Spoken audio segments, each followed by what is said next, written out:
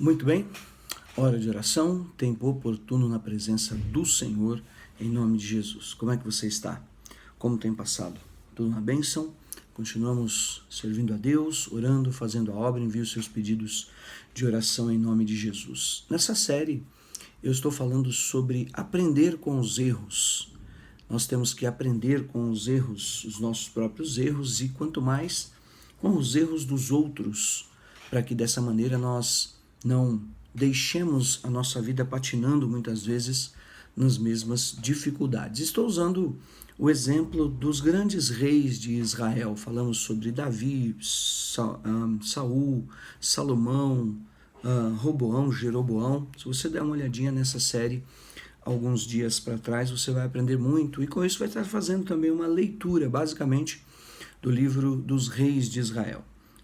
E último dia, eu falei sobre Roboão e Jeroboão, exatamente a divisão do reino de Israel, e onde vieram os erros destes reis a culminar com a destruição deles mesmos e com toda a problemática que envolvia Israel naqueles dias. Muito bem, continuando então aprendendo com os erros, o filho de Jeroboão, chamado Nadab, é o homem que vai reinar depois no lugar de seu pai.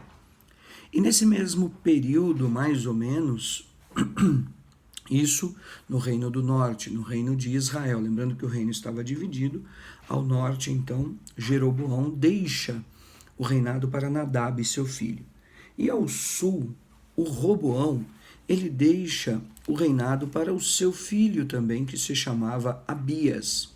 Então nós vamos ter Abias em Jerusalém e vamos ter Nadab em Siquém ou Samaria depois, as capitais destes reinos, ou do reino de Israel dividido.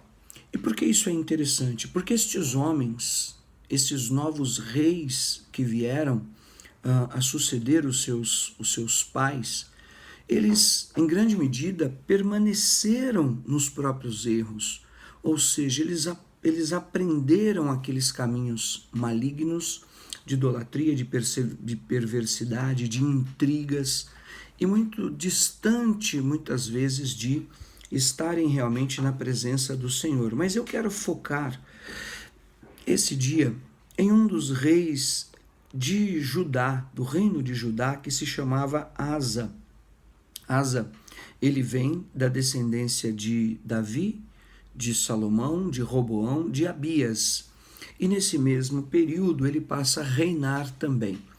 E existem alguns detalhes interessantes sobre a vida desse homem, chamado Asa, rei do reino do sul, porque ele passou a servir a Deus, ele restaurou o templo, ele fez uma limpeza espiritual, ele realmente renovou alianças com os inimigos e adversários à medida do possível e passou a ser um servo de Deus. Então, Abias, depois de Roboão, acabou sendo um rei mau. Mas o Senhor deu graça no reinado de Abias, diz a palavra de 1 Reis, capítulo 15, por amor de Davi, o Senhor Deus, lhe deu uma lâmpada em Jerusalém, levantando a seu filho depois dele e dando estabilidade a Jerusalém, porquanto Davi fez o que era reto perante o Senhor e não se desviou de tudo quanto ordenara.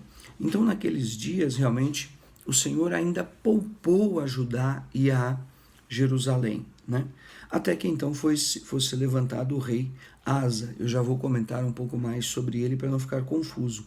Mas olhando nesse período de Abias e de Asa para o norte, para o reino do norte, depois de Jeroboão, idólatra, pecador, que colocou, lembrando, os bezerros de ouro em Dan e Betel, onde é levantado Nadab, esse homem, em uma das guerras e represárias dentro do seu próprio reino, ele acaba sofrendo uma grande emboscada, e a Bíblia diz que um homem chamado Baasá, ao 3º ano de Asa, rei de Judá, matou Nadab e passou a reinar em seu lugar.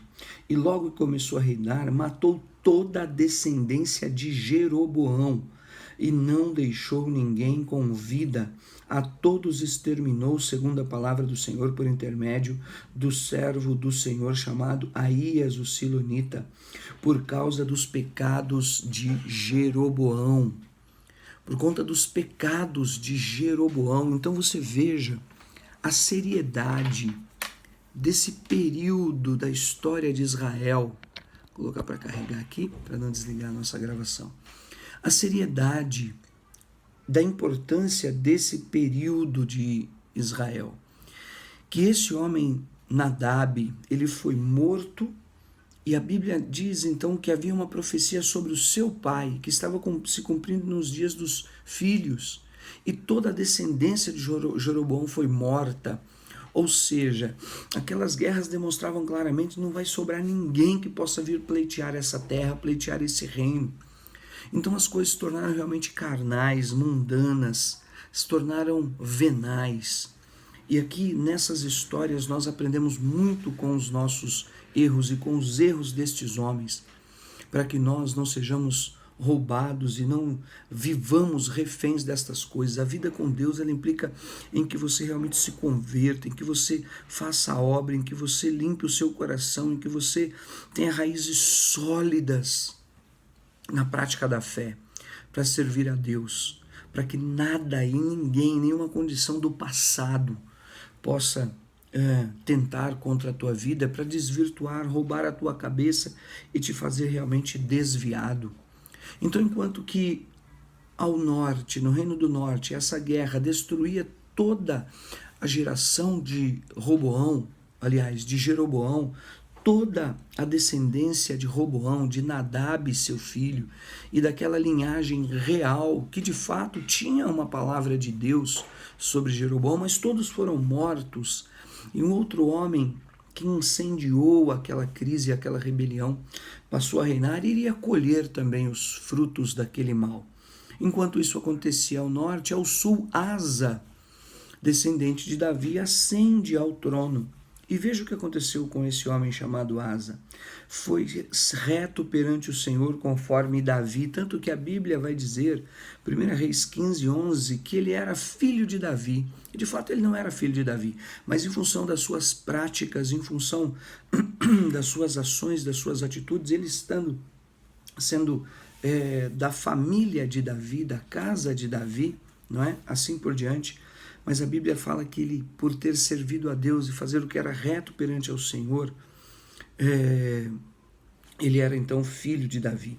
Ele limpou a casa do Senhor, tirou todas as situações dos altos e limpou totalmente a casa, trouxe à casa do Senhor as coisas consagradas. Estou em 1 Reis capítulo 15, versículo 6. Fez consagração dos objetos e fez com que houvesse realmente uma consagração espiritual. E houve guerra entre Asa, reino do sul, e esse Baasá, reino do norte, que havia destruído, literalmente extirpado, exterminado a família de Jeroboão do reino do norte. Né? Asa está nessa guerra entre o sul e entre o norte.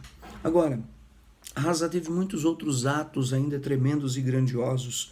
Ele enviou dotes à Síria, ele enviou dotes a outros povos fronteiriços a Israel para que cessasse a guerra. Então Asa tomou prata e ouro restante nos tesouros da casa do Senhor e os tesouros da casa do rei e os entregou nas mãos dos seus servos. E o rei Asa os enviou a Ben-Hadad, filho de Tabrimon, filho de Ezion, rei da Síria, e que habitava em Damasco, dizendo: haja aliança entre mim e ti, como houve entre meu pai e teu pai. Ou seja, e outras alianças aqui não vou me estender mais, que ele passou a fazer para evitar a guerra, para realmente encerrar aquele período, e Deus deu grandes vitórias e triunfos no reinado de Asa. Depois nós vemos lá em 2 Crônicas, por exemplo, falando sobre Asa, no capítulo 14, quando uma grande guerra, além da Síria que ele havia feito aliança, mas um outro povo dos etíopes estourou contra ele uma grande guerra e Deus deu vitória a ele. Foi o Senhor que deu vitória a ele, porque o seu exército era infinitamente menor. A guerra que ele travou implicava em 1 milhão de homens contra 300 mil. E um exército dos etíopes armados com carros e cavalos de guerra, dos armamentos bélicos maiores e mais sofisticados que existiam na época. Mas a mão de Deus esteve sobre Asa. Então, sabe, queridos, o coração que é voltado em servir e temer a Deus, Deus traz alianças, conexões e caminhos e dá estratégias e ideias para que você realmente seja confirmado na vontade do Senhor. Agora, tristemente, aprendendo com os erros, sabe o que aconteceu com o rei Asa no final de sua vida, já idoso? Talvez a exemplo de Salomão, que foi queimar incenso nos altos e se perverteu, seguindo os caminhos de Quimon e outras entidades, influenciado por suas mulheres. Asa caiu doente, adoeceu Asa, está escrito em 2 Crônicas, capítulo 17, versículo 11. Os mais atos de Asa, tanto os primeiros como os últimos, estão escritos no livro da história dos reis de Judá e de Israel. No 30º ano de seu reinado, caiu Asa doente dos pés. A sua doença era em extremo grave, contudo, na sua enfermidade, não recorreu ao Senhor, mas confiou nos médicos. Veja, Asa, em determinado momento da sua trajetória e da sua caminhada, ele abandona e esquece ao Senhor. Que coisa é essa que acontece, que a pessoa desliga de fatores espirituais e de grandes situações em sua caminhada, em sua vida? E literalmente se desvia. E quando em guerras Deus o ajudou, quando em alianças Deus colocou intervenção, quando em disputas territoriais internas o Senhor foi com ele, externas Deus lhe deu vitória. Mas quando ele ficou doente e quando essa dependência passou a ser física, ele não confiou em Deus, não recorreu ao Senhor. E aqui está esta história de alguns desses homens. Para não confundir muito, estou falando de reis do reino do sul, de Judá, e reis do reino do norte, Israel.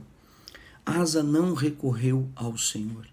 Para não esticar mais o vídeo, em nome de Jesus, que o diabo caia por terra e onde ele tem endurecido os corações para que as pessoas estejam distantes do Senhor, ausentes de Deus, esqueçam de tudo aquilo que o Senhor tem realizado, feito em suas vidas, seja amarrado e repreendido esse mal, caia por terra em nome de Jesus, para que, em nome de Jesus, pessoas encontrem um caminho de perdão, de arrependimento, porque existem pessoas doentes, enfermas, existem pessoas em agruras, sofrendo com Covid, com falta de ar, com falta de remédios, com falta de condições. E aí o inimigo endurece o coração como se Deus não existisse ou se nada tivesse feito. E foi isso que aconteceu com o rei Asa. O seu coração se tornou perverso, ele não recorreu ao Senhor, confiou nos médicos. Aliás, Asa, essa palavra do hebraico, significa médico. E nesta comparação, na realidade, ele confiou nele mesmo. Confiava nas coisas dos homens, nas estratégias dos homens, naquilo que era a capacidade humana. Mas é maldito o homem que confia na carne e faz dela o seu braço forte. E bendito aquele que confia no Senhor e nele se refugia, fala o profeta Jeremias no capítulo 17. Assim, caia por terra todo o mal, toda a dor e toda a dureza do coração. E eu e você sejamos levantados, confirmados a aprender com o Senhor, com os nossos erros e com os erros que podemos tirar da palavra de Deus, para que nós, em nome de Jesus, possamos consagrar as nossas vidas e não sermos achados em falta, em nome de Jesus. Eu apresento a tua vida ao Senhor, as tuas causas impossíveis, sejam dores, perdas ou mesmo enfermidades, estejam à luz do Espírito Santo de Deus, para que Ele cuide, para que Ele cure, para que Ele manifeste o dom do seu propósito, do seu poder. Eu te declaro abençoado, ungido, liberto, curado, em nome de Jesus. Amém? Fica com Deus.